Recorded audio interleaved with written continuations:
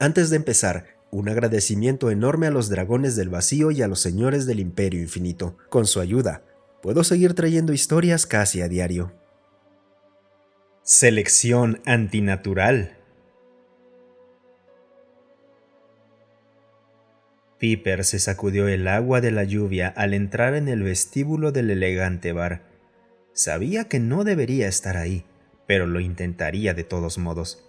El guardia, disfrazado de portero con poca sutileza, dio un paso al frente, con la clara intención de empujar al empapado y desalineado plebeyo de vuelta a la tormenta de la que había salido.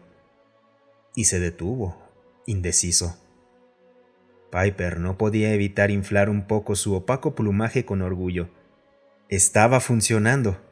El guardia claramente había visto su nueva ornamentación. A pesar de la estricta jerarquía de plumaje que todos los aviares obedecían, esto cambiaba las reglas del juego.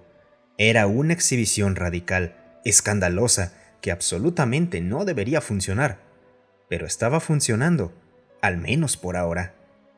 El guardia, con evidente renuencia, retrocedió a su rincón sin decir palabra, permitiendo que Piper pasara al interior del edificio. Hasta ahora todo iba bien. Con una profunda inhalación, apaciguó la inquietud que le retorcía el estómago como un gusano recién atrapado y avanzó entre la multitud, aún ligeramente erguido, como había visto hacer a tantos nobles en el pasado. Mary estaba en una conversación educada con un apuesto caballero cuando de repente todo el murmullo a su alrededor se extinguió. Siguiendo las miradas atónitas de los demás, notó a un espécimen particularmente harapiento y empapado de baja casta que había entrado en la sala y se dirigía directamente a la barra, ignorando deliberadamente las miradas escandalizadas que recibía. ¿Por qué el portero no le había impedido la entrada? El plumaje amarillo mostaza y su baja estatura lo marcaban claramente como un plebeyo, e incluso, entre los de su clase, era un ejemplar bastante mediocre. Hasta el más apagado de los nobles tenía un lustro brilloso dorado, al menos los machos. Las damas, por supuesto, llevaban un plumaje más directo en tonos marrones. Estaba a punto de preguntar al personal por qué este patán no había sido expulsado cuando notó algo extraño en él. Llevaba una especie de extraña tobillera de cristal, de un magnífico tono azul violáceo. No lo habían echado de inmediato, pero el éxito de Piper aún pendía de un hilo. No pertenecía ahí, y todos en la sala lo sabían. De hecho, se sentiría mucho más cómodo en su bar habitual junto al puerto, unas calles más allá, donde podía ahogar sus penas con otros marineros y trabajadores portuarios. Pero tenía que aprovechar la oportunidad antes de que las miradas lo hicieran dudar. Se sentó, pidió una bebida y cuidadosamente contó su exorbitante costo en monedas pequeñas, recordándose a sí mismo que valdría la pena, incluso si estaba gastando casi un día entero de salario en una sola copa. Pero ese era el truco. Si querías encajar, tenías que actuar como si ya lo hicieras. Cruzó una pierna sobre la otra, asegurándose de que su brillante adorno quedara bien a la vista de todos en la sala, y lo vieron. No pasó mucho tiempo antes de que alguien le preguntara qué era y de dónde lo había sacado. Mary escuchaba atentamente la fantástica historia del forastero, esforzándose por fingir desinterés, aunque en realidad no podía apartar la atención de sus palabras. No era la única. Casi todo el bar había enmudecido, con la gente inclinándose para no perderse ningún detalle.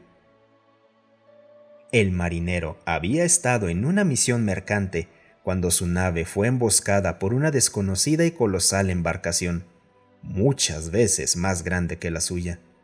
El capitán y los oficiales, como era su derecho como nobles, tomaron los botes salvavidas y huyeron, convencidos de que se trataba de un ataque pirata.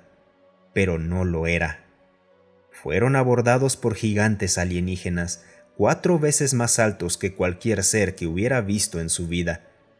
Como no podían moverse por el interior de la embarcación debido a su tamaño, inundaron las cubiertas principales con un gas tóxico desconocido para tomar el control. El marinero se había escondido en un rincón de la bodega de carga, sin poder alcanzar la relativa seguridad de sus compañeros, cuando el gas lo dejó inconsciente. Para este momento de la historia, ya nadie fingía desinterés. Estaban todos reunidos alrededor de él, como polluelos atentos a su madre. Incluso el barman se inclinaba sobre la barra con interés. Cuando despertó, seguía en el mismo lugar, pero con aquella tobillera en su pierna. Ningún otro tripulante tenía una. No se habían llevado ni una sola pieza de carga. Los atacantes desaparecieron sin dejar rastro, como si nunca hubieran existido. Piper hizo una pausa en su relato para humedecer la garganta con otro trago, esta vez pagado por una de las encantadoras damas de la alta casta. Podría acostumbrarse a este tipo de atención. Señaló su pulsera. Los otros marineros lo habían rechazado, rehusándose a acercarse a él por el resto del viaje. Lo llamaron maldito. Así que decidió averiguar qué era y cómo quitársela por sí mismo. Pero una pieza tan hermosa seguramente valdría el rescate de un gobernador. Varios en el bar asintieron en acuerdo, mientras que algunos machos apretaban el pico con celos mal disimulados. Era pequeña, pero era clara como el cristal más fino o el vidrio más puro. Sin embargo, no podía ser ninguno de esos materiales, porque no pesaba nada. Emitía un leve resplandor, oscilando entre un azul profundo y un púrpura ultravioleta. Así es, brillaba. El material en sí era transparente. Los colores surgían desde su interior. Algunos se atrevieron a tocar la joya, como si no creyeran del todo su relato, pero nadie lo contradijo. Unas cuantas hembras parecían sostenerse más de su pierna que de la pulsera en sí. Piper sonrió para sus adentros. Oh, sí, esto estaba funcionando. El extraño encanto de su inusual joya le estaba trayendo justo el tipo de atención que necesitaba. Para cuando terminara la noche, tendría suficientes damas para formar su propio grupo, sin importar que fuera de baja casta. Estaba ascendiendo en el mundo, y todo gracias a aquella extraña experiencia cercana al secuestro. Piper se alegró de no haber podido quitársela después de todo. Charlie se rascó la cabeza con irritación por enésima vez. Desde que la humanidad había descubierto y comenzado a observar a los extraños alienígenas con aspecto de gallinas canarias, su estructura social seguía sin tener sentido. El gobierno ni siquiera podía considerar un primer contacto hasta que lograran descifrarlo. La humanidad no necesitaba otra pequeña guerra de un primer contacto mal interpretado. Al parecer, al igual que las aves de la vieja tierra, los machos parecían ser los más coloridos y la intensidad del color parecía indicar poder o estatus social, excepto cuando no era así.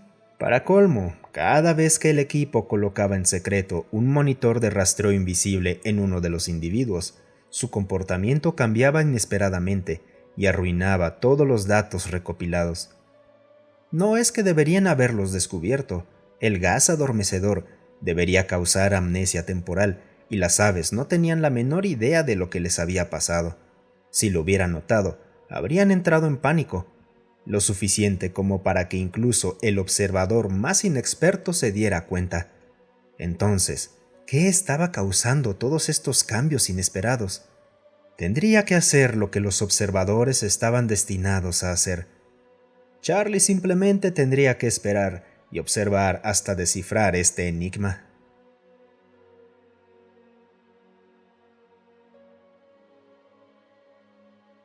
Y como siempre, chicos, muchísimas gracias por quedarse hasta el final. Saben, esta historia me divirtió bastante. A veces no tomamos en cuenta que los animales no ven igual que nosotros.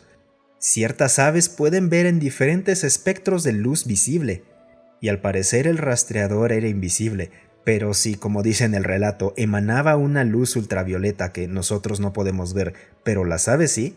Obviamente iba a ser muy, muy interesante. Básicamente, le dimos al pollo espacial una joya para aumentar su estatus, pero lo hicimos sin querer. Muchas gracias por escucharme. Si te gustó el video, considera darle un me gusta y dejar un comentario para alimentar al algoritmo.